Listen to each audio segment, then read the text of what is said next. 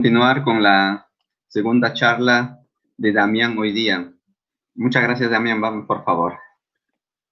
Bueno, espero que hayan tomado un descanso y vamos a la parte cuántica de esta correspondencia,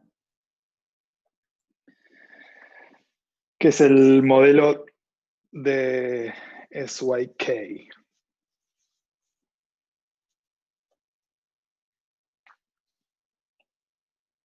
Un segundo. ¿Hay cosas en el chat? No, ok. Bueno, entonces ahora en la próxima hora vamos a estudiar este modelo de mecánica cuántica con desorden. Y entonces arranquemos diciendo cómo vamos a formar este modelo. Entonces, SYK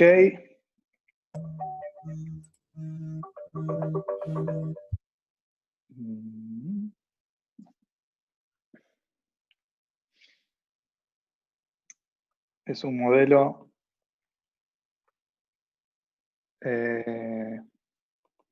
finito de mecánica cuántica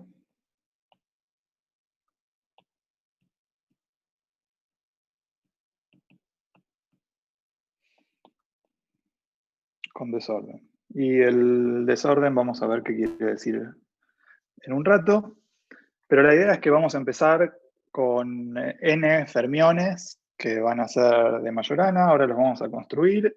Estos fermiones van a ser simplemente matrices. Va a haber n matrices que satisfacen las condiciones de anticonmutación que satisfacen los fermiones. Vamos a definir un hamiltoniano con esos fermiones, que va a ser otra matriz. Y ese va a ser, en principio, nuestro modelo.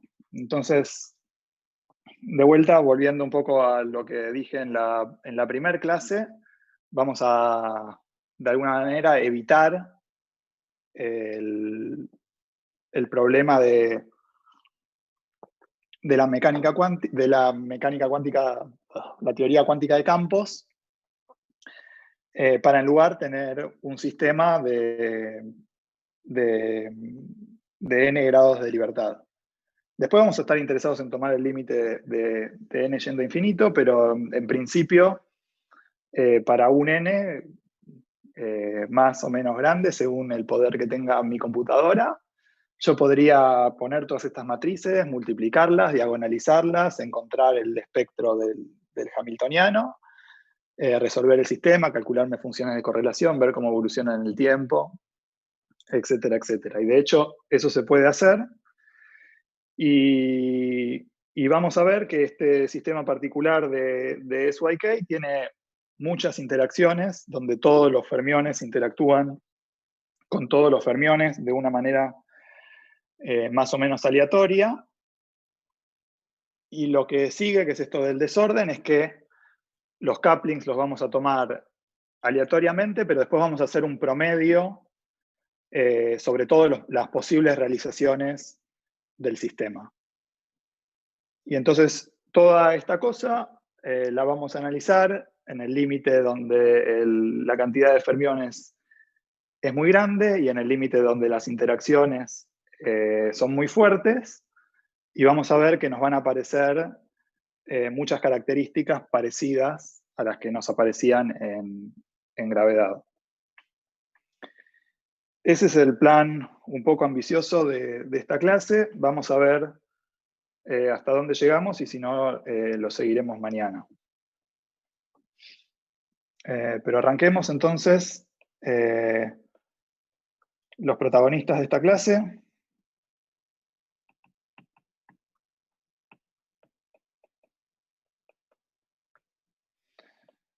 son n fermiones de Majorana, que se van a llamar psi i, con i yendo desde 1 hasta n van a ser fermiones hermíticos y van a satisfacer las propiedades de anticonmutación. Psi I, psi... Uy, esto me va a salir un poco en inglés. Psi, psi j, anticonmutando van a ser la delta de I y J, con I y J yendo desde 1 hasta N. Y bueno, un poco por una pregunta que hubo, creo, en la primera clase, vamos a crear estos fermiones y ver cómo encontrar estas representaciones n-dimensionales.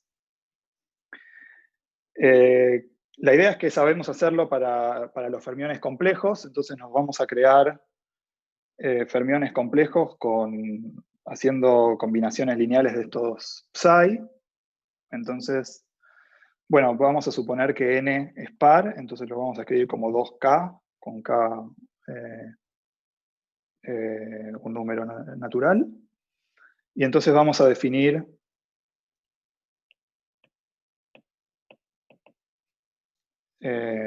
ahora unos fermiones complejos que van a ser la suma de un psi 2i menos i y el psi dagger. Lo mismo con un más. Y bueno, acá los i van a ir desde 1 no hasta n, sino hasta k. Entonces vamos a agrupar nuestros fermiones en grupos de A2. Y ahora uno puede demostrar más o menos fácil que esto satisface las condiciones de anticonmutación usuales de los fermiones. Y esta es la importante. Si J dagger es igual a la delta de IJ. Entonces ahora sí sabemos cómo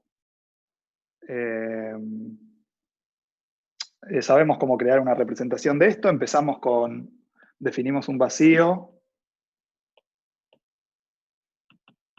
que es aniquilado por todos los CIs, tal que CI actuando en 0 es 0. Y después vamos a usar los CI DAGA como operadores de creación. Entonces vamos a tener un estado que va a ser CI DAGA así, hasta CK, NK, actuando en el 0, y estos NK van a ser o 0 o 1, porque estas cosas no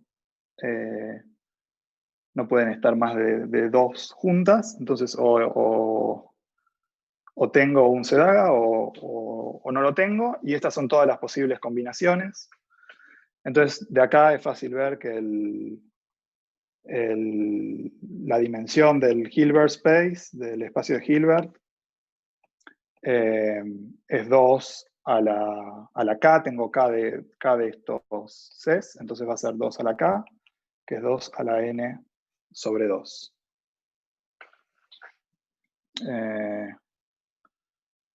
Muy bien. Acá ya, bueno, esto es lo que pasa siempre en los problemas de materia condensada. Rápidamente la dimensión del espacio de Hilbert crece de manera exponencial con n, entonces si queremos un sistema muy grande, bueno, vamos a tener que aprender a simularlo de manera eficiente. Armémonos los fermiones. Entonces, esto se puede hacer para armar, podemos armar los fermiones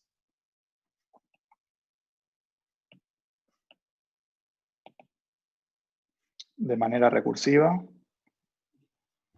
Aló, Damián, disculpa. Sí. Disculpa, ¿puedes repetir qué fue lo que dijiste que pasa siempre en materia condensada?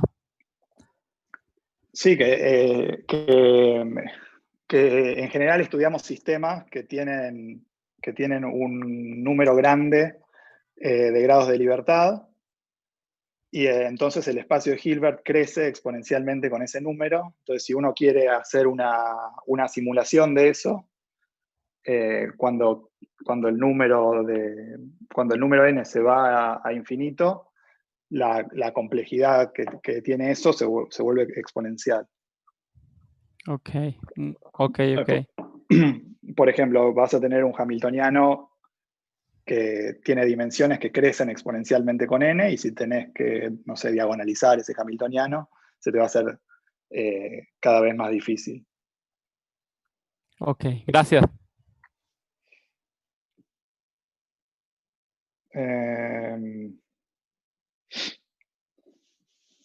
Ok, sí, bueno, y esto, entonces ahora podemos armar los n fermiones empezando desde n igual a 2. Entonces, si n es igual a 2, los psi i son 2, y los vamos a hacer matrices de 2 por 2. Esto pueden chequear que cumple las relaciones de conmutación que queríamos. Y ahora para cualquier k lo vamos a definir a partir del k-1. Entonces psi I k va a ser el psi I con k-1.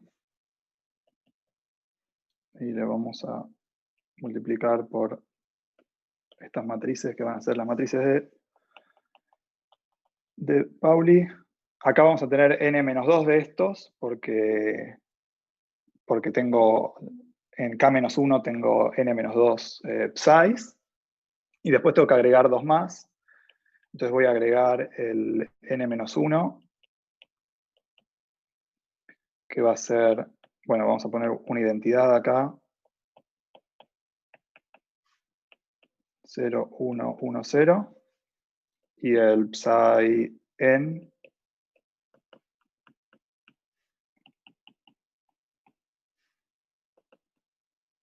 le vamos a poner esto. Esto, nada, es una receta que si uno la hace, puede chequear que todos los fermiones obedecen las relaciones de conmutación con las que queríamos arrancar al principio, que son estas. Y si uno empieza con matrices de 2 por 2, se va a dar cuenta entonces que los psi i van a ser matrices de 2 a la n sobre 2 por 2 a la n sobre 2. Y esto se puede poner en una computadora fácilmente y crearlo. Hoy a la mañana estuve haciendo eso para mostrarles. No sé si tienen matemática o no, o si conocen lo que es matemática, pero acá he hecho un programita muy chiquitito que arrancamos con los fermiones de 2 por 2, eso es lo que escribí, y acá voy haciendo, en este loop, voy haciendo primero los de con k igual a 3 y después con k igual a 4. Estos son los que me entraban en una página para mostrarles. Después las matrices empiezan a ser más grandes y no las puedo mostrar, pero esto, por ejemplo, es para n igual a 6. Tengo matrices de 2 a la 6 dividido 2, 3, o sea, de 8 por 8. Y estos son mis 6 fermiones, que ahora los puedo multiplicar, no multiplicar, etcétera, etcétera, pero esta es la manera que uno los puede construir recursivamente.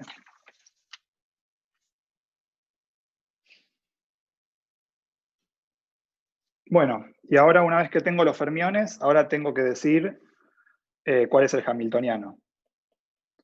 Entonces, el hamiltoniano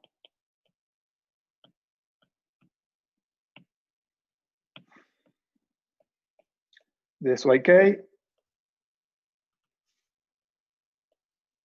está dado por 2 puntos.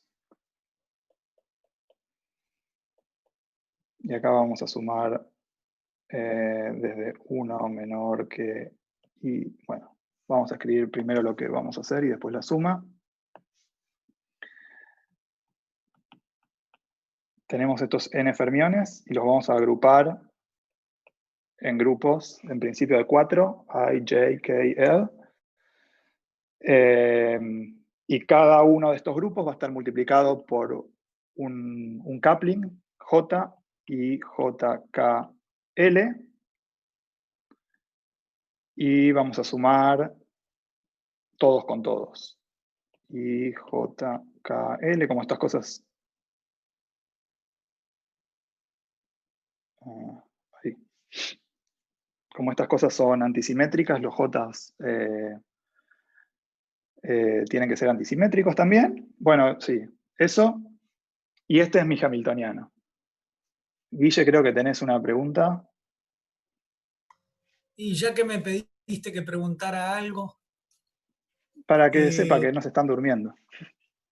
Che, algo inocente quizás. O sea, vos lo llamás fermiones, pero un fermión al cuadrado no da 0, da 1. Vos decís esto. Claro, porque digo, vos tenés psi, psi, j, te da 1. Y entiendo, construís. Sí, O sea, un son medio. fermiones medio raros los fermiones de Majorana. Son fermiones de Majorana, sí. Con estos estás más contento por ahí. Ah, con esos a full. Claro, bueno, sí. Ok, nada, no, es un comentario. Sí. Son fermiones de Majorana.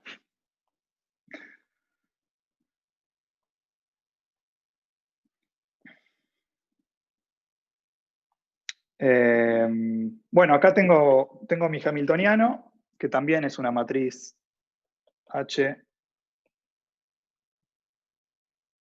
Es una matriz de 2 a la n sobre 2 por 2 a la n sobre 2. Y lo que todavía no dije es qué son los Jotas. Y acá empiezan las cosas interesantes. Los Jotas se van a tomar J y JKL. Van a ser números tomados al azar de una distribución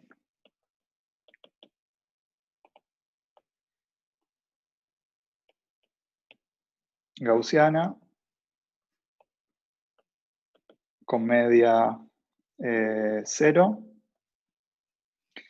y variancia sigma, y acá en general le ponen este número 3 factorial, j sobre n a la 3 medios.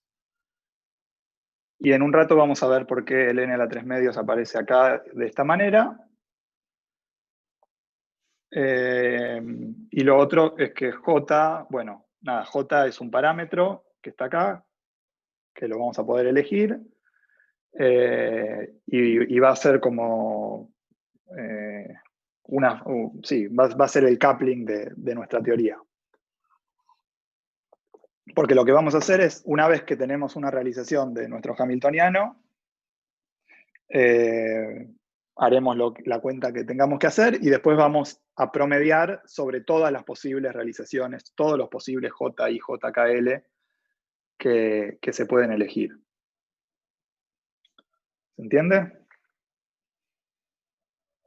Y esto, desde el punto de vista de ADS-CFT, puede parecer raro. Guillen nunca les habló de ensambles o de hamiltonianos que tienen variables aleatorias y que después se promedian. Y en física de altas energías no aparece mucho, pero es algo que la gente viene estudiando desde hace muchísimos años, y por ahí hagamos un paréntesis acá, para decir que sí, cuando tenés sistemas complejos con muchos grados de libertad, la gente lo que pensó en algún momento es que una buena manera de modelarlos es, dado que hay tantos parámetros y son imposibles de calcular, pero hay tantos que uno puede modelarlos suponiendo que son variables aleatorias que toman valores dentro de una distribución y después promediando. Esto viene de la época de Wigner, digámoslo antes de seguir, con el tema de los núcleos pesados, que la gente no sabía calcular el espectro, porque tiene que resolver ecuaciones, no sé, de Schrödinger imposibles, pero Wigner supuso entonces que el hamiltoniano es un hamiltoniano random, y en el límite donde el tamaño n por n de ese hamiltoniano se va a infinito, uno encuentra cierta distribución y, oh casualidad, le pega perfecto al espectro de ciertos núcleos. En el contexto de teoría de cuerdas, uno puede pensar de una manera similar, pensando que, bueno, estos agujeros negros en dimensiones más bajas, por ahí los obtuvimos de cierta compactificación extraña de las otras dimensiones. Por ahí poniendo branas y cosas extrañas va a haber una teoría que tiene un montón de couplings que son muy difíciles de calcular porque ni siquiera sabemos resolver la teoría de cuerdas, pero entonces podemos hacer la gran Wigner, decir, bueno, si hay un montón de estas configuraciones, las podemos tomar aleatorias y tener una teoría efectiva con variables aleatorias. Y esto lo discutieron, déjenme escribir acá una referencia a esta gente que estudió esta idea casi a la par de Kitaev, incluso creo que antes, Dionisio Saninos, que es parte de nuestra comunidad Siembra, Tarek Anus y Frederic Denef. Y ellos dijeron, bueno, si empezamos de una teoría de cuerda supersimétrica, qué sé yo, y randomizamos randomizamos los couplings, efectivamente en bajas dimensiones vamos a tener un modelo que es muy parecido al modelo de SYK, donde los couplings son aleatorios, pero vienen de suponer que hay un montón de cuentas raras con las branas en juego y que bueno, que entonces como ese sistema es muy complejo y hay un montón de cosas jugando, por ahí es bueno analizarlo desde el punto de vista de variables aleatorias en el límite de n grande. Guille. No, debe ser de antes, que tal vez no bajé la manito, no era yo. Y hay otra mano más de Fernando. Sí, Damián, una duda, de repente se me ha escapado y ya lo mencionaste. Al momento que tú señalas las condiciones para tomar los valores de la distribución gaussiana, das esa condición de la varianza. ¿Por qué tiene que tener esa forma específicamente? No tiene que tener esa forma, es la forma más fácil porque la distribución gaussiana es linda y después vamos a ver que cuando la pongamos en la integral de caminos es fácil de integrar porque es cuadrática. Pero hay gente que estudió estos modelos con otro tipo de distribuciones, por ejemplo. Es simplemente una elección. Okay. Gracias. ¿Alguna otra pregunta?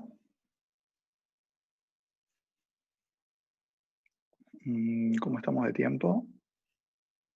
Mal.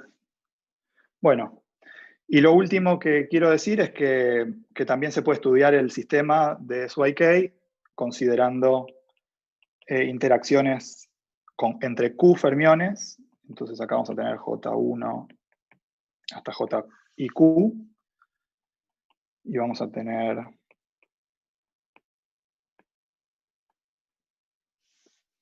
y entonces la distribución en este caso va a tener que escalear como Q menos 1 sobre 2.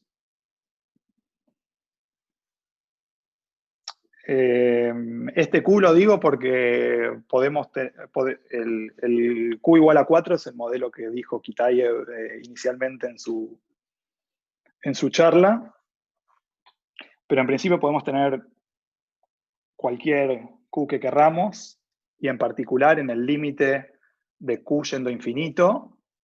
Vamos a ver específicamente después cómo tomar el límite de Q yendo a infinito cuando tomamos n yendo a infinito, pero hay un límite en el que el sistema todavía se vuelve más simple de lo que es y se puede resolver analíticamente en el límite de Q yendo a infinito. Entonces lo vamos a tener ahí para que quede como algo para acordarnos después. Bueno. Lo próximo es resolver el modelo, así que si hay dudas sobre el modelo y alguien las quiere hacer, hable ahora o calle para siempre. Bueno, yo tengo una pregunta del modelo. Sí. ¿Viste cuando definís esos coeficientes de interacción, digamos, esos que vas a tomar en la variable aleatoria, y vos tomás la suma como restricta, puede ser? Como que tenés una restricción en los subíndices. Esto es porque no quiero poner... sí, o sea, vos es una forma de escribirlo. También podrías escribir esto como 1 sobre 4pi, JKL con IJKL desde 1 hasta n. Ah, está, perfecto.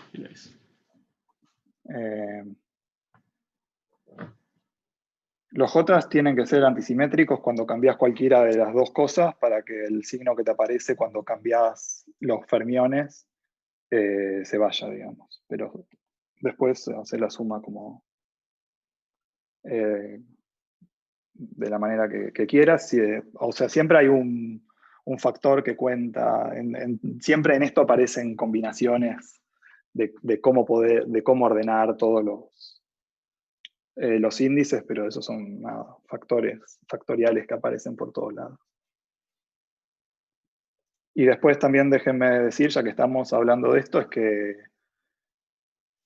este I a la Q sobre 2 que aparece acá, aparece para que el hamiltoniano sea hermítico. Y en general vamos a querer que Q sea par, o sea que esto va a ser un más o un menos, nada más.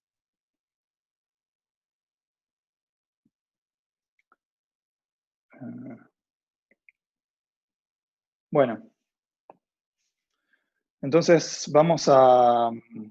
Disculpa, Damián. Sí. Esto que escribes acá, que es como un sigma igual a j entre n a la q menos 1 medio, ¿no? Sí. ¿Qué es ese sigma? Es la varianza de la distribución normal de la que tomo los j. Ok. O sea, estos j los voy a tomar aleatorios y los voy a agarrar de esta campana de Gauss que va a tener un ancho que va a ser proporcional a j y a ese factor de n. Ok. Y una cosa, el modelo físico como tal, exactamente, más allá del formalismo matemático, ¿el modelo físico qué es? ¿Qué estamos considerando? ¿Decís por el desorden? Exacto. Sí, o sea, no es que hay una manera de ir a un laboratorio y elegir variables al azar. La forma de pensar estos modelos con variables aleatorias, en principio vino de esta idea de Wigner, de que si tenés un sistema muy grande y muy complicado y no podés resolver todas las variables, una forma de hacerlo es decir que las variables son aleatorias y analizar el límite de n grande. Sí, la palabra desorden viene de esta aleatoriedad. Sí, que estos parámetros son aleatorios y después vos lo que haces es un promedio sobre todas esas configuraciones. Ok. Lo único que... El desorden. Nuestro sistema físico es simplemente un sistema de Q-fermiones. Una realización de este sistema, ¿sí? Un solo hamiltoniano, es un sistema de n fermiones donde los agarrás en grupos de Q y los haces interactuar todos con todos. O sea, por ejemplo, digamos que tenés, no sé, 8 fermiones y decís, bueno, en principio tenés los fermiones libres. Cuando prendés la interacción, lo que haces es agarrar a los tipos de A4, ponele, no sé, acá hay 4, Después los agarro con otro color de A4 también. Puedo agarrar de vuelta uno que ya había agarrado. Después agarro de vuelta otros 4. No sé, así. ¿Sí? Y agarro todas las configuraciones y a cada uno de esos 4 le asigno un número, que es este JIJKL, y después sumo sobre todos los posibles grupitos de 4 que hice, y ese es mi hamiltoniano. Es una interacción donde todos los fermiones interactúan con todos. Y se considera el entrelazamiento. Uno puede considerar el entrelazamiento. El tema es que es un poco más complicado. O sea, para una realización vos podés calcular, por ejemplo, una matriz densidad para poder separar el sistema en dos y calcular esas cosas.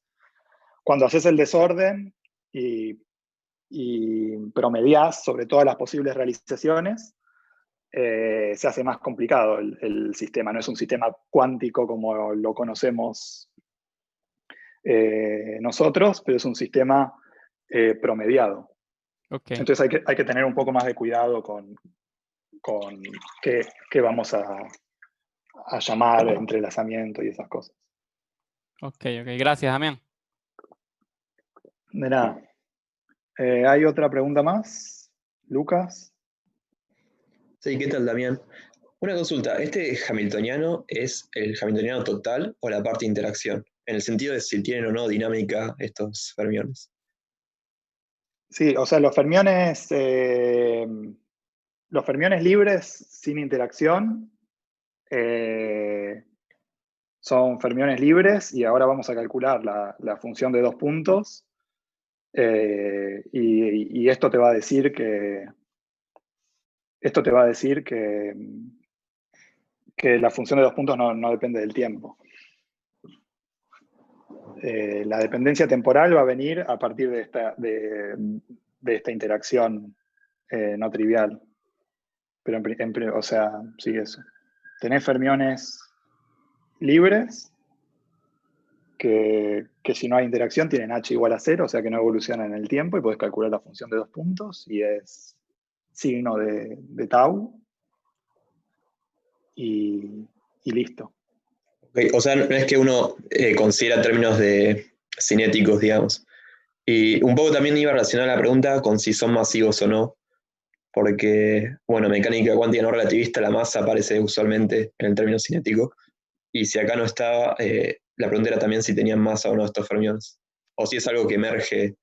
Sí, o sea, estos fermiones no tienen masa. Uno podría imaginarse un modelo que tiene, por ejemplo, Q igual a 2, y entonces el término de interacción sería un término que sería J, IJ, Psi I, Psi J. Y este sería como un término de masa aleatoria para los fermiones. Entonces este modelo también es interesante. No es un modelo interactuante, es un modelo de fermiones libres, pero que la masa les va cambiando. Va cambiando en las distintas realizaciones del sistema. Y tiene la característica de que es integrable. Entonces se va a comportar de manera muy diferente a cuando Q es mayor que 2. Y bueno, esa es una de las cosas que se pueden ver y estudiar. Y, por ejemplo, es interesante que cuando Q es igual a 4 o mayor, vamos a ver o por ahí llegamos a ver que el sistema es caótico, y todo esto se mezcla muy rápido. Y uno puede preguntarse, bueno, ¿qué pasa si emprendo una transición, por ejemplo, que vaya de un modelo Q igual a 4 a un modelo Q igual a 2? El sistema empieza totalmente caótico, y de repente, cuando prendes este coupling y apagás el otro, se vuelve integrable. Y esas son cosas que se pueden estudiar.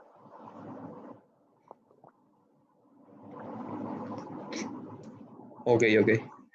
Gracias. Ahora cuando escribamos, sí, o sea, relativista o no relativista, acá no hay velocidad de la luz, porque no hay espacio para definir una velocidad de la luz, digamos. Entonces es más simple el modelo. Solamente hay tiempo en este modelo. Están todos los fermiones en un punto y no van a ningún lado, solamente evolucionan en el tiempo.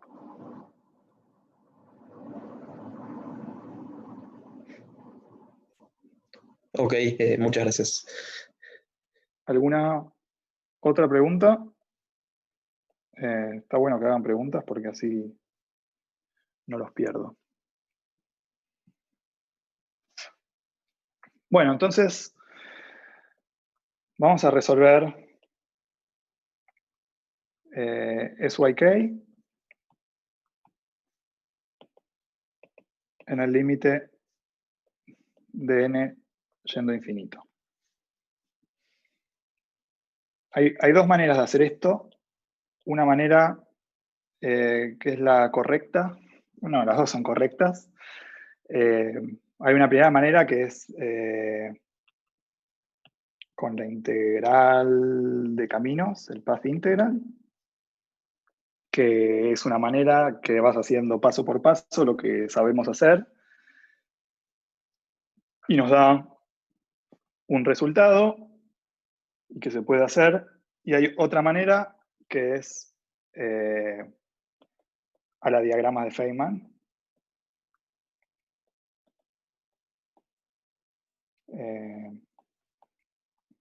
Que a mí me resulta un poco más confusa porque siempre hay problemas con si estás sumando todos los diagramas, si no los estás sumando, qué pasa. Pero que para graficar qué es lo que pasa es muy útil porque lo que vamos a ver es que en el límite de n grande hay ciertos diagramas que son los que contribuyen más y entonces esos son los únicos que van a contar y lo interesante es que los vamos a poder sumar todos para cualquier valor de J. Entonces, lo primero que voy a hacer es contarles un poco cómo va la cuenta con la integral de caminos y después se la voy a dejar para el que la quiera seguir y si les voy a decir dónde pueden encontrar la cuenta, si la quieren hacer, la hacen y si tienen preguntas, mañana me contestan y después voy a pasar a interpretar eso con los diagramas de Feynman. Entonces hago un poquito de cada cosa y vamos a ver hasta dónde llegamos. Entonces arranquemos con A. Entonces vamos a escribir ahora una acción para SYK en lugar de hamiltoniano. Va a ser de vuelta una acción euclidia. Solo hay tiempo acá y va a haber un término cinético para estos fermiones.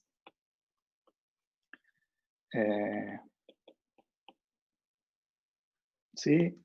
Y después voy a tener el término de SYK.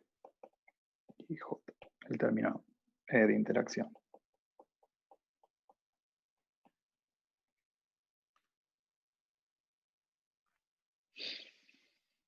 Entonces vamos a definir una función de partición que va a depender de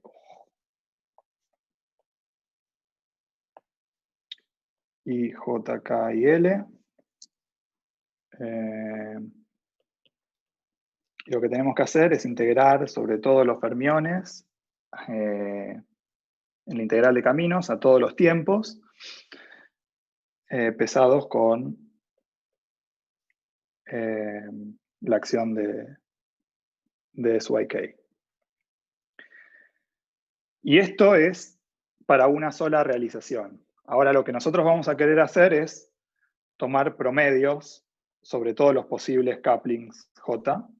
Entonces lo que vamos a hacer es promediar sobre todos los posibles valores de I, J, K y L por la probabilidad de obtener estos de nuestra distribución gaussiana. Y ahora le vamos a poner acá el sigma al cuadrado, entonces J cuadrado sobre N cubo. Y después vamos a poner nuestro IJKL para una sola realización.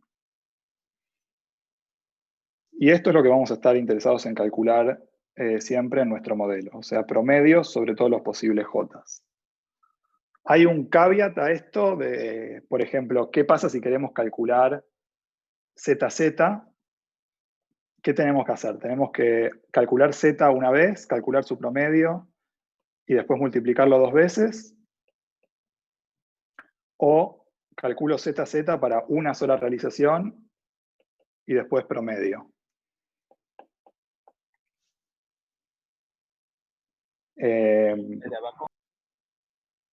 ¿Hay una pregunta?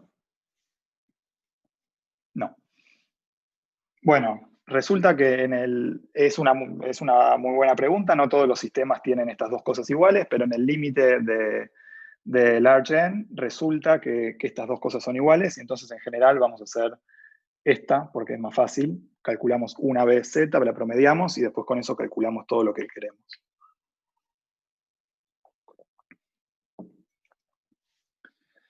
Pero uno también podría hacer este tipo, o sea, la gente hace este tipo de cuentas que se llaman, bueno, hay una simetría. Esto es como poner muchas copias del sistema una sobre la otra, entonces hay muchas réplicas del sistema de SYK, y uno analiza qué pasa con el sistema, puede haber una simetría de réplicas, si todas las réplicas son iguales, o puede estar rota esta simetría, y entonces hay conexión entre las distintas réplicas, etcétera, etcétera. Pero no vamos a entrar en ese problema hoy, porque si no, no vamos a terminar más. Y además, para nuestros propósitos, igual no es demasiado importante. Bueno. Bueno, acá terminé. Bueno, nada, esto entonces, la cuenta que tienen que hacer es esta. Ahora ponen este Z acá y tienen que resolver. Ahora, ¿cómo se resuelve esto? Vamos a definir entonces la función de 2 puntos.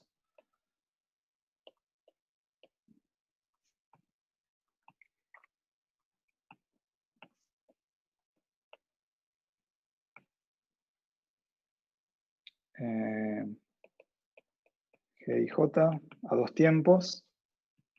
Estos son unos bichos medio raros porque tienen, bueno, primero tienen estos 2 índices, pero después tienen 2 tiempos, o sea, y estos tiempos, bueno, nada, la forma de analizar estos objetos son como matrices que tienen 2 índices, tau y tau prima, y estos índices son índices continuos. Entonces son como unas matrices continuas. Bueno, nada. Psi j, tau prime. Y después, en general, lo que nos va a simplificar la vida es que podemos definir estas funciones de 2 puntos sumadas, donde sumo ji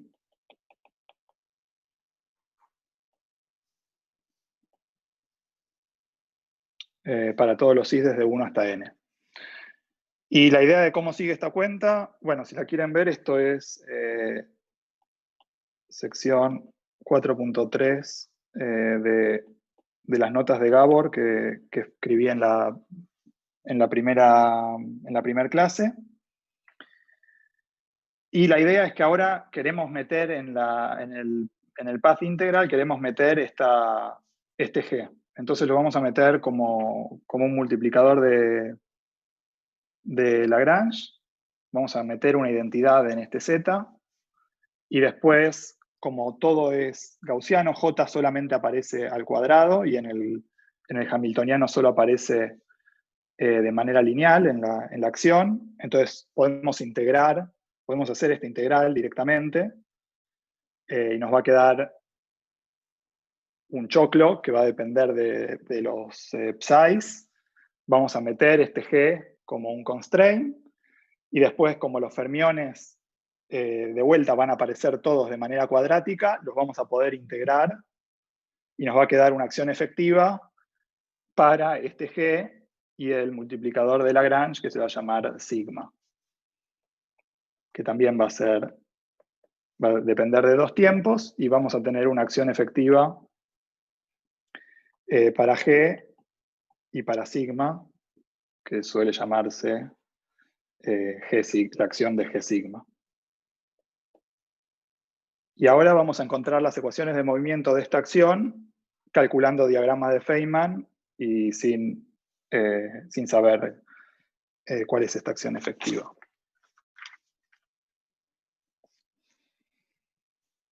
¿Preguntas?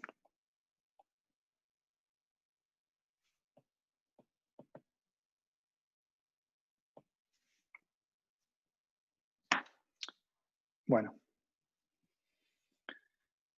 Entonces arranquemos de vuelta lo que contestaba hacía un rato a una pregunta, si J es igual a 0, entonces H es igual a 0, y entonces los fermiones no dependen del tiempo, solamente son psi-i, ¿no? Porque psi-i de t es e a la... algo así. Y podemos usar las relaciones de anticonmutación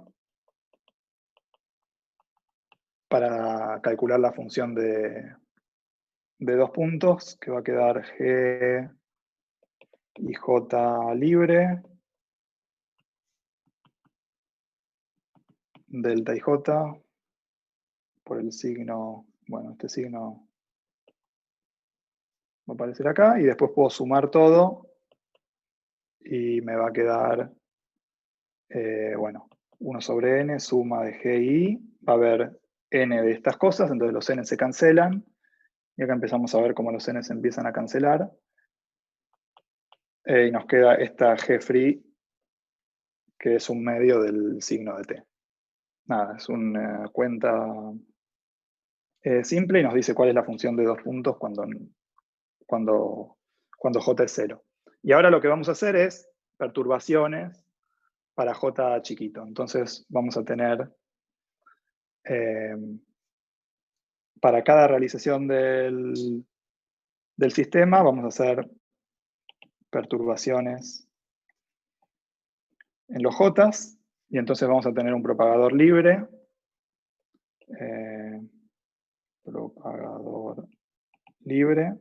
que va a ser este G free, y después vamos a tener el vértice de SYK, que le vamos a escribir IJKL.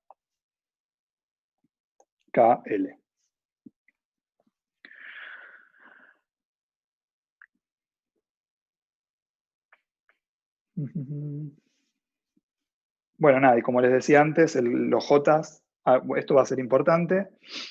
Entonces los Jotas, como los vamos a agarrar de esta distribución gaussiana I3, I4, J...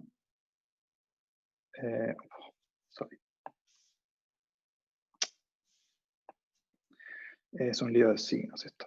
I1, J1, K1, L1, I2, J2, K2, L2, y esto va a ser J cuadrado sobre N cubo, y ahora todas las deltas, delta de I1, I2, delta J1, J2, delta K1, K2, delta L1, L2. Entonces el truco para tratar con el desorden es asumir que este J es un campo más que no tiene término cinético ni nada, y si no, solamente tiene función de 2 puntos que da esto. Entonces, eso va a ser nuestro propagador, no, este no, nuestra línea punteada,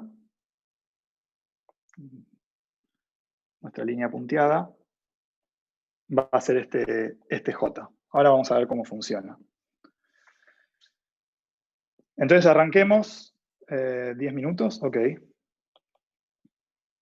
Arranquemos primero con el, a primer orden. A primer orden, la función de 2 puntos solo tiene el propagador libre. No hay vértices. Después podemos pensar términos proporcionales a J, pero lo que va a pasar es que estos términos proporcionales a J, cuando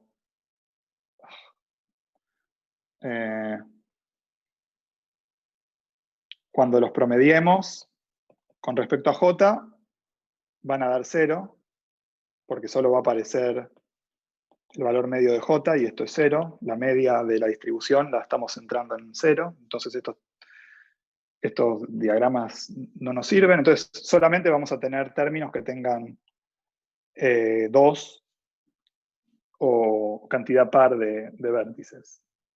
Entonces acá llegamos al primer diagrama interesante.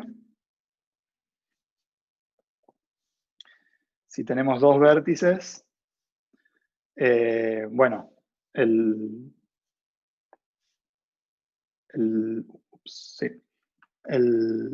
vértice tiene esta forma, entonces tengo que conectarlo con 4 líneas. Entonces esto tiene I1, J1, K1, L1, y las tengo que conectar, no tengo a dónde más ir, con estas cosas, y entonces acá voy a tener I2, L2, bueno, este va a ser K2, este va a ser J2 y este va a ser I2. No importa. Este es el primer término. Y ahora cuando lo promedie, sobre todas las posibles realizaciones con J, el diagrama que voy a hacer va a ser este mismo diagrama, pero donde agregue esta línea punteada, que eso me calcula el desorden. ¿Se ve bien?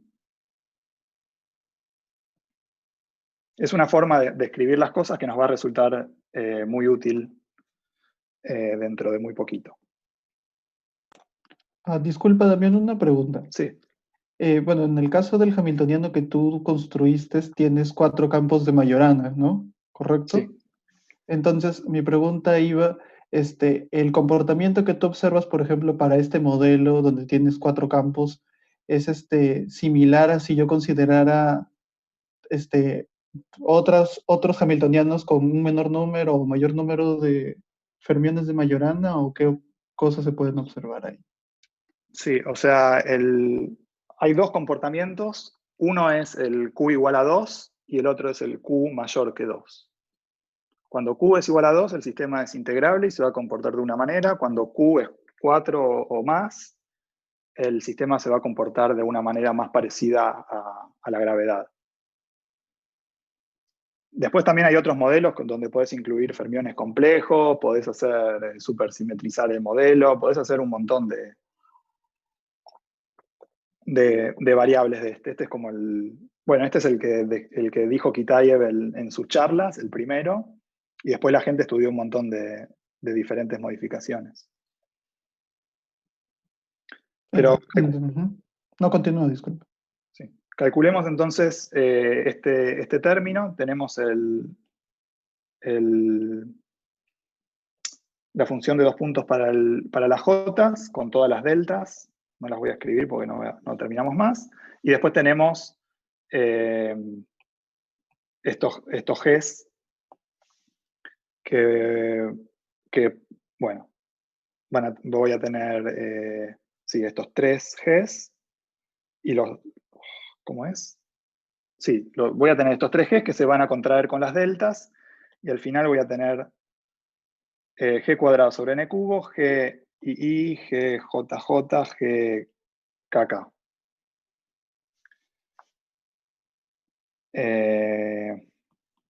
Muy bien, y ahora cada J de estos se va a acoplar con un N, como en esta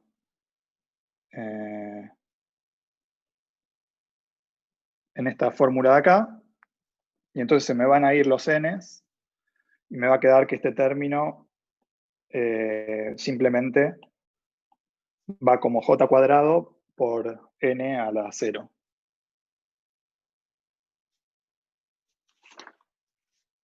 ¿Tengo como 0 minutos ya o me quedan 5? Sí, 5 minutos. Ok. Entonces, este es el único término que aparece con 2 vértices. Ahora tenemos que poner J a la cuarta potencia. Y acá aparecen distintos tipos de diagramas. Uno que aparece, bueno, vamos a hacer nuestro primer diagrama, que es igual que el anterior, y le vamos a agregar 2 vértices a una de las patas. Y nos queda esta cosa. Y ahora vamos a unir de a dos con las líneas rojas que van a hacer el desorden. Y ahora ustedes me tendrían que preguntar por qué estoy uniendo este punto, por qué estoy uniendo este punto con este punto y este con este, y no otras cosas como esta, o esta, o esta. Y ahora vamos a ver que todos esos diagramas escalean distinto con n. Entonces calculemos primero este diagrama, que es el que nos va a servir. Tenemos 4 puntos, entonces voy a tener j a la 4 sobre n a la 6. Y después voy a tener 1, 2, 3, 4, 5 de estos propagadores contraídos consigo mismos porque tenemos la raya roja. Entonces voy a tener que i a la 5. Y después voy a tener estos dos que me sobraron acá de costado, que tienen índices diferentes. Entonces voy a tener g y j, g y j. Y ahora ponemos la definición de qué es g y j. G y j era la delta y j. ¿Hola? ¿Me escuchan? Sí, se escucha. Perfecto. Entonces esta es la delta, uno de estos g tiene delta y j por... ¿dónde lo teníamos? Lo teníamos acá arriba. Delta y j por el signo. Escribámoslo. Y entonces este delta y j contrae el ij de este g, y este vuelve a ser un g y i. Y ahora tengo 5 GIs más 1, 6, y con 6 de estos n's se me van todos los n's, y esto queda como g a la cuarta por n a la 0 por algún g free, alguna potencia. Ahora, si hacemos lo mismo con este diagrama,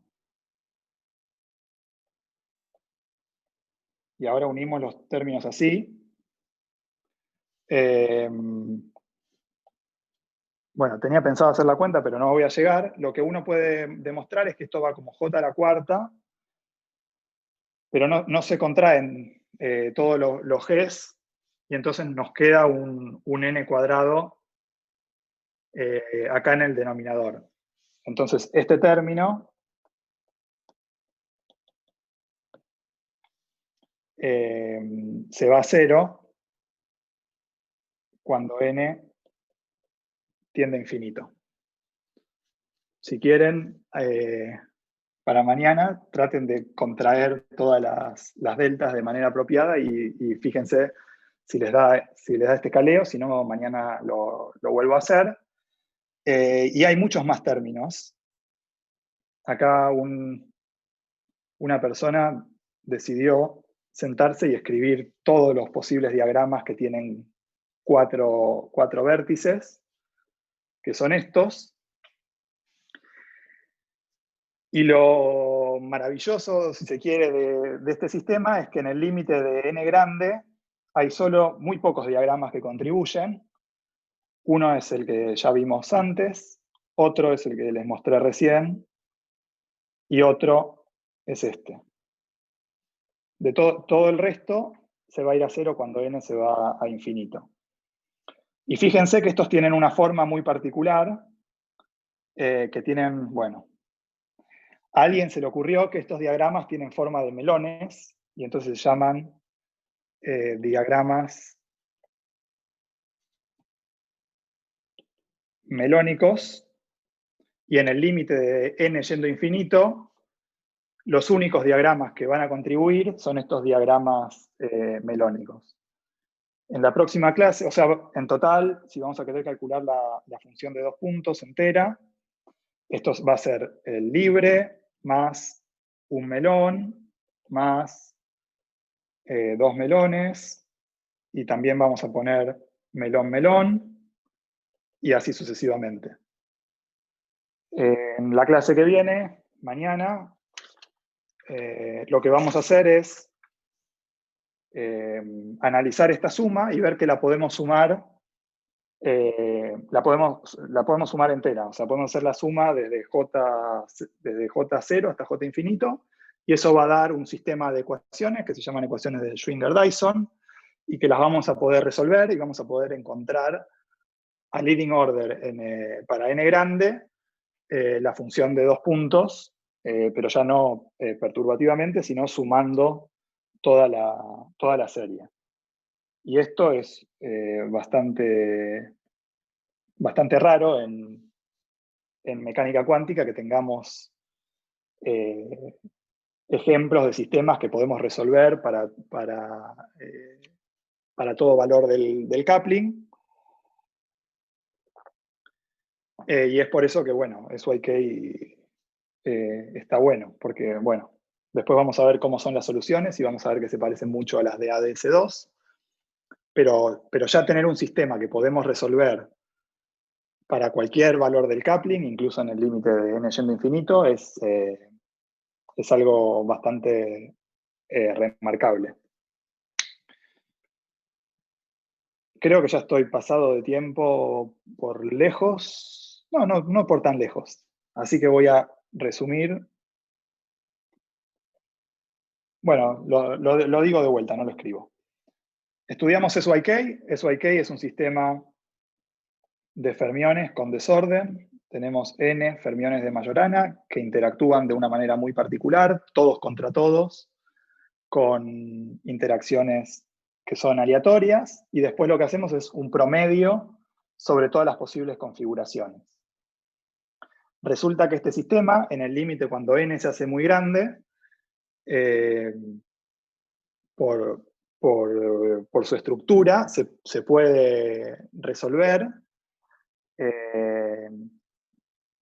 y sumar. Bueno, en este caso vamos a sumar todos los diagramas de Feynman en el límite de n grande, obteniendo una serie de ecuaciones que nos van a permitir resolver el sistema para cualquier valor del coupling. Y lo que vamos a ver es que, además de este límite, cuando tomamos el límite de acoplamiento fuerte, o sea, cuando J o, bueno, JT se hace muy grande, el sistema se va a parecer mucho a este sistema de Near ADS2, donde tengo una solución conforme que se rompe de una manera suave. Por ejemplo, llevándonos a una termodinámica que tiene un límite, que tiene un comportamiento de la entropía lineal a la temperatura en el límite de bajas temperaturas. Eso es hacia dónde vamos. Mañana voy a terminar de hacerles esta suma. Voy a mostrar cómo se suman todos los diagramas, ver el sistema de ecuaciones que nos quedan y analizar esas soluciones y relacionarlas con lo que vimos hoy a la mañana. Eso es todo por hoy. ¿Preguntas? Muchas gracias, Damián. Entonces, a ver, vamos a pasar a la sección de preguntas. Y sí, por favor, puedes. Sí, profesor. Fernando, ¿puedo hacer su pregunta? Damián, hola. Hola. Una duda sobre los diagramas que colocaste al final. ¿Esos diagramas son todos los diagramas conectados que se pueden generar para ese sistema? Todos los diagramas conectados con 4 vértices. Ya. Entonces, mi duda va en lo siguiente. Cuando tú te refieres, creo que era a n grande, ¿no? ¿Correcto? Sí. Que a n grande, los únicos que iban a contribuir significativamente al resultado eran esos 3 que marcaste. ¿Te refieres al hecho de que los otros que no has marcado van a dar contribuciones similares o del mismo tipo, que se van a cancelar, o qué pasa con ellos? No, son... no contribuyen cuando n se va a infinito. Por ejemplo, el que hicimos... Bueno, el que no hice, pero dibujé... bueno, creo que ni siquiera lo dibujo acá, pero es una versión de...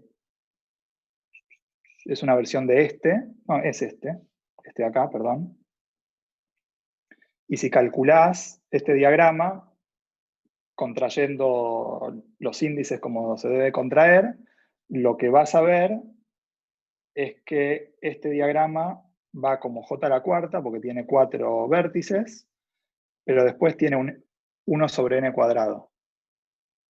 Entonces, cuando n se va a infinito, este diagrama se va a 0. Mientras que estos diagramas escalean como n a la 0. O sea que van a ser mucho más grandes que todo el resto de estos diagramas que van a ser todos subleading en n.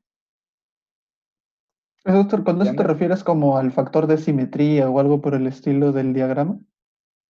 ¿O algo por el estilo? No. Simplemente al n que aparece acá.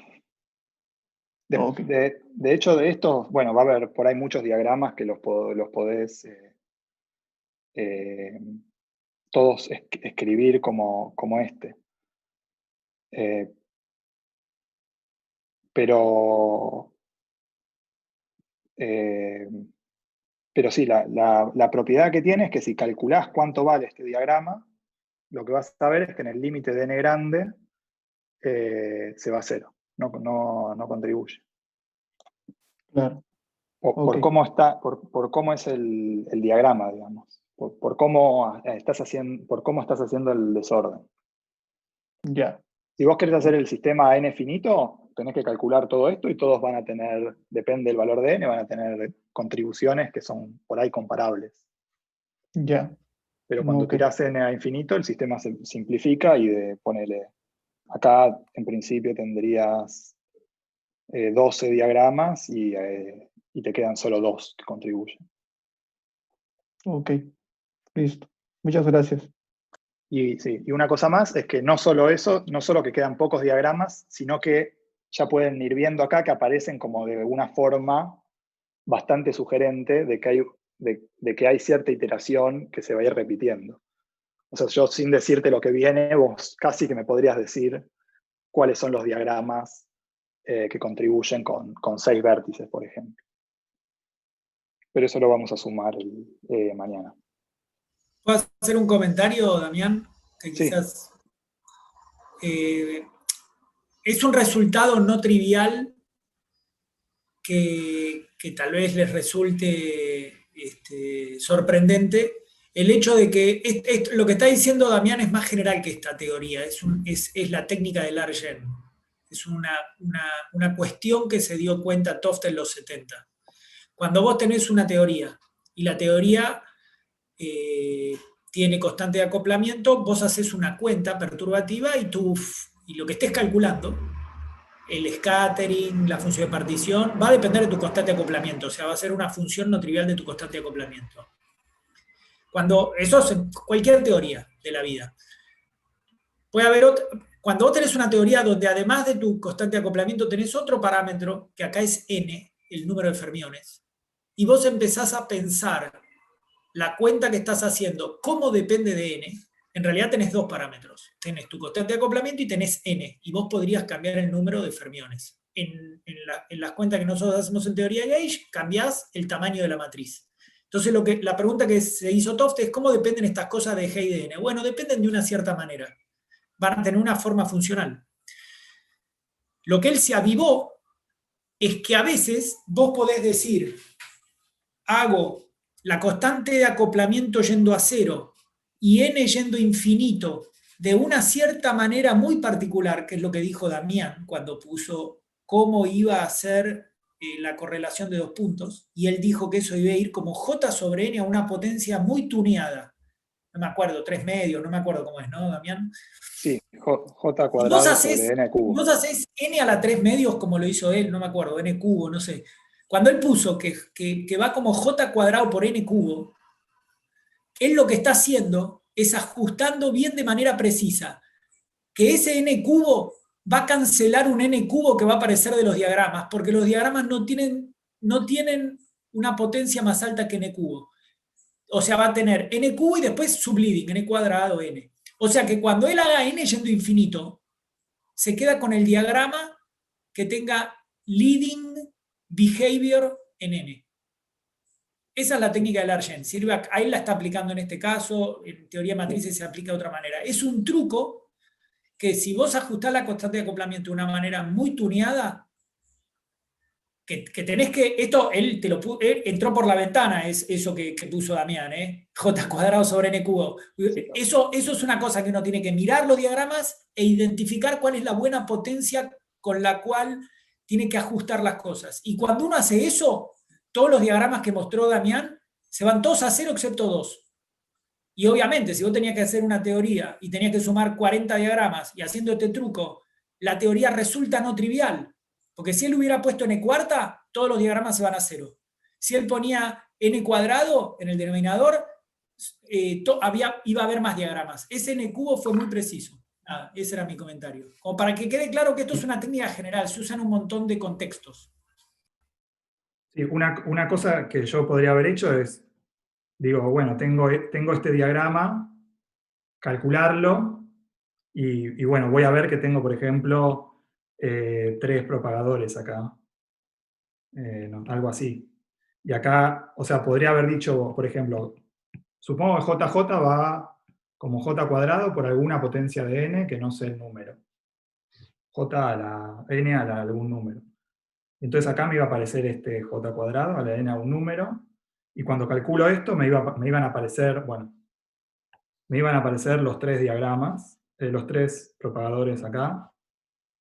Y entonces ahí me iba a dar cuenta, por ejemplo, de que el n que le tenía que poner era un cubo para cancelar los n cuando sume sobre todos los i, y que me quede un diagrama que va como n a la 0. Una vez que ya alguien hizo esto y se dio cuenta de que todos los diagramas con más vértices siguen esta misma regla, le pueden poner en la primer diapositiva el n con la potencia correcta y hacer todo de vuelta. Pero sí, es como dice Guille, el large n es una técnica, nada, súper importante, porque en general en la teoría cuántica de campos no sabemos cómo resolver la infinidad de diagramas de Feynman que aparecen, y Toft, de manera, es un genio, se dio cuenta de que agregando este parámetro n podía simplificar las cuentas y sumar cosas que antes parecían imposibles. Después también está la pregunta de, bueno, ¿qué pasa si en nuestro Standard Model tenemos SU3, no tenemos SUN? Si queremos usar ADSSFT para describir nuestro modelo estándar, ¿qué pasa con esta cuenta? ¿Es parecida a lo que da el resultado de SU3 o no? Y bueno, uno tiene que calcular correcciones, para algunas cosas los resultados son parecidos, para otras no tanto, etcétera, etcétera, pero como una técnica de cálculo en teoría cuántica de campos, este large n es impresionante. Para el caso de matrices también está bueno, porque lo que uno ve es que, bueno, no sé, nada, lo que uno ve es que los diagramas de matrices son diagramas que tienen 2 líneas y forman superficies, y los diagramas que contribuyen son solamente los diagramas que se pueden escribir en el plano, los diagramas planares. Otros diagramas que necesitan manijas o cosas raras van a ser subleading en N, y nada, eso es lo que Toft se dio cuenta, que podía sumar ese UN calculando solo los diagramas planos. Bueno, fin de large n. Facundo. Hola, ¿qué tal? Sí, quería preguntar si esta idea de promediar con una cierta distribución sobre las constantes de acoplamiento o en la función de partición, que bueno, que parece, si no entendí mal, parece que te aparezcan nuevas linitas como esas rojas en los diagramas de Feynman. Así, hacer eso es también una técnica general y aparece en otros contextos, porque pareció bastante interesante. Sí, aparece, bueno, el primer lugar donde aparece es esta historia de Wigner con los núcleos pesados, que es una linda historia, que, bueno, después si querés te paso alguna referencia, pero Dionisio Salinos siempre la cuenta porque le encanta. Y es esta cosa de que cuando tenés estos núcleos pesados, que si vos tienen un montón de componentes, si querés resolver la ecuación, bueno, si querés encontrar siquiera el hamiltoniano, es una cosa imposible de calcular, y el tipo dijo, bueno, pongamos todas variables random y promediemos sobre todas las variables. Y lo que encontrás es que la distribución que aparece es exacta a la distribución que les aparecía a los tipos en los experimentos con estos núcleos. A partir de ahí, se usó para un montón de cosas. La gente en materia condensada lo usa mucho en un área que se llama spin glasis, donde usan el tema del desorden todo el tiempo. Son sistemas muy complejos y la gente los aproxima promediando, y después hay... O sea, este es un sistema muy simple, pero esta cosa que escribí en algún momento, que el z y el z cuadrado pueden no dar lo mismo, esto va a dar lugar a propiedades de la materia en el sistema de materia condensada que tienen propiedades muy diferentes dependiendo de cómo rompen, por ejemplo, esta simetría. Entonces, es un tema que en física de altas energías como que entró ahora por esta cosa de SYK, pero Sachs-de-Villiers, cuando escribieron en el 92 su paper, ya estaban hablando de esto, que venía de un montón de otros trabajos en el área de materia condensada. O sea que no es algo nuevo, es algo nuevo para nosotros, digamos. Claro, perfecto. No sé si bueno. si tu pregunta era más particular, no sé si eso contesta. Sí, no sé, como que en algunas charlas había escuchado las palabras, no sé, ensemble average, como unas palabras así que se usaban mucho, y quería saber si tenía algo que ver con esta idea de, bueno, agarremos y promediemos sobre las constantes de acoplamiento, y tengamos una función de partición promediada, bueno. Iba por ese lado, pero también otra pregunta, ahí en la función de partición, en ese promedio, ¿vos podés integrar primero en las constantes de acoplamiento antes de que en los fermiones, y ahí no te quede una gaussiana? Bueno, hacemos las cosas como las hacemos los físicos, y si funciona, las hacemos, y si funcionan bien, es que funcionan. ¿Qué decís vos? ¿Que querés integrar primero los fermiones? No, primero, si podés intercambiar las dos integrales e integrar primero sobre las jotas antes que en los fermiones, y ahí no te queda una gaussiana, y ahí la resolvés y después tenés otro sistema y, bueno, etc. ¿Eso se puede hacer y se hace? ¿O sí, no podés? O sea, esto sí, yo lo escribí muy rápido, pero cada paso tiene sus sutilezas, como siempre en el path integral, y hay que tener cuidado.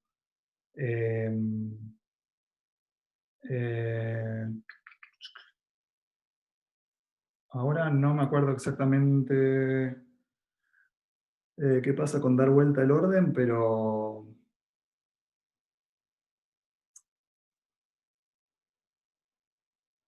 Sí, no pasa nada, era curioso. Si querés ver la cuenta entera, la podés ver acá, que está bien explicada paso por paso. Y si no, me preguntás. La gracia de esta cosa y por qué se puede calcular es porque todo queda a orden cuadrático.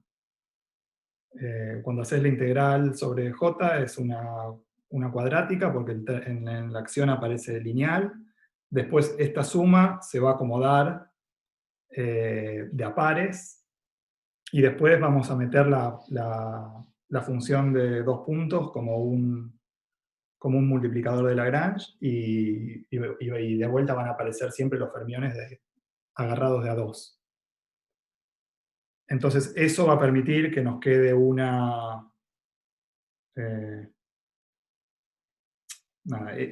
sí, lo que nos va a quedar al final es algo que va a quedar como E a la menos n por una acción efectiva. Y ahí voy a poder hacer el límite de n grande tomando el saddle point de esta ecuación. Y ahí me van a quedar las ecuaciones,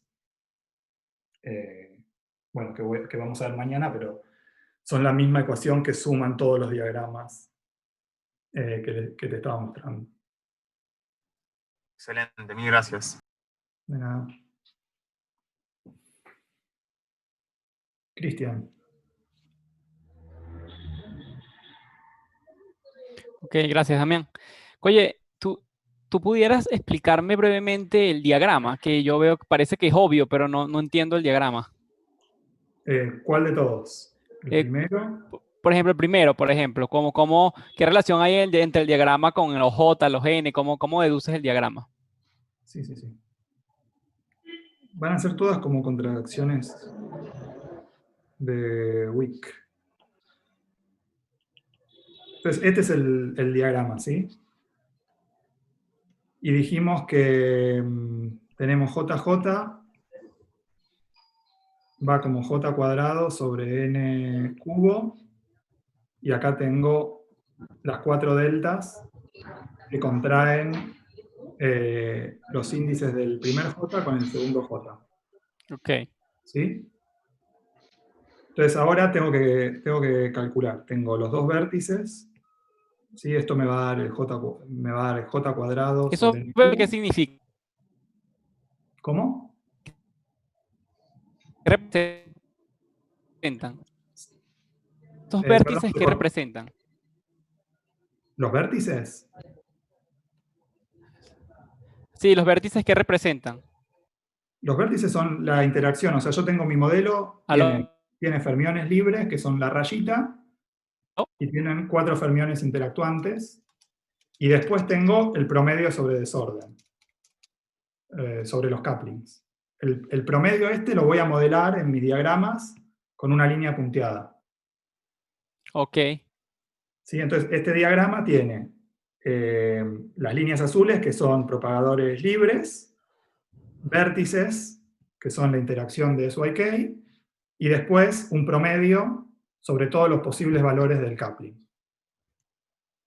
Ok. ¿Entiendes? Entonces, si querés, esta línea roja lo que me da es un J cuadrado N cubo por todas las deltas.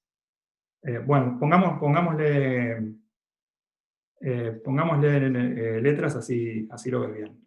Tenés I1, J1, K1, L1, las 4 líneas de este vértice. Y después tenés, vamos a ponerle I2, J2, K2, L2. ¿Está bien? Ok. Entonces ahora, cuando la línea punteada, lo que me dice es que tengo que contraer el K1 con el K2, el el I2 con el J2, y el L1, perdón, J1 con J2 y el L1 con el L2. ¿Está bien? Ok. Y el I1 con el I2 también. ¿Sí? Esto es lo que me dice la línea roja.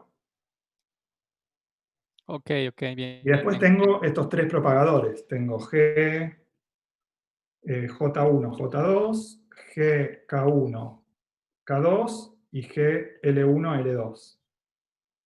Pero como tengo estas deltas, estas cosas se convierten en GJJ, GKK y GLL. Y bueno, y te tengo que sumar sobre todo los índices, ¿no? Y entonces después lo que me queda es 1 sobre n por GJJ. Y esto es lo que habíamos llamado antes G, que no depende de n, es esto que teníamos acá arriba.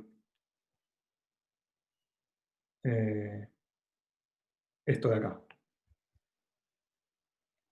1 sobre Libre. n, suma de GI, es un medio del signo de t, o sea que no es calidad con n. Entonces vuelvo abajo y tengo estos 3 n cubos, se van a juntar con estos 3 g diagonales, Ajá. y el resultado va a ser n a la 0. ¿Se entiende? No. O sea, estas 3 cosas van a estar acá multiplicándote. Perdón. Todo el diagrama va a ser j cuadrado sobre n cubo. Vamos a ponerle, en lugar de n cubo, vamos a hacer n. Y acá vamos a poner delta K1, K2, delta J1, J2, delta LL, delta II. por G, J1, J2 por G, K1, K2, y me volvió a quedar sin espacio, G, L1, L2. ¿Se entiende? Todo esto va en la misma línea. Ok. Y ahora junto esta parte con un N, este con el otro N, y este con el otro N. Esto en total me da J cuadrado, hay una delta que me va a quedar, creo que es delta I1 y 2, y después me va a quedar G free al cubo. Ok. ¿Entiende? Y esto es un medio del signo de tau, no depende de n. O sea que si solamente veo la dependencia, en este diagrama veo la dependencia con n, me va a quedar j cuadrado y no tengo ningún n. Bien. ¿Se entiende? Sí, mejor. Sí. ¿Alguna referencia donde pueda revisar esto? Sí, eso, bueno, uno es el paper, ¿se me trabó? Ah, no. Uno es el paper de Gabor Sarosi, que les dije antes, acá. No es la sección 4.3, pero está por ahí. Es una sección que se llama Large N Diagrammatics, y él dibuja distintos diagramas y los suma. Y después, si quieren una cuenta con más índices, este diagrama lo saqué de un paper de un estudiante ruso que se llama Trunin. Y si lo buscas, el nombre del paper es Pedagogical Introduction to SYK o algo así. Y él hace un poco más de detalle, con un poco más de detalle los diagramas, con cómo se contraen bien todos los índices y todas las posibilidades, y etcétera, etcétera. Perfecto. Si no Muchas gracias. Si no lo encontrás, avísame y mañana te paso bien el Ok. número. Perfecto. Gracias, Damián. De nada. Damián, muchísimas gracias por la clase y por la paciencia. No hay Entonces, problema. nos vemos mañana y muchísimas gracias. Y con todos los demás nos vemos a la 1 con la clase de Guille. Muchísimas gracias. Gracias.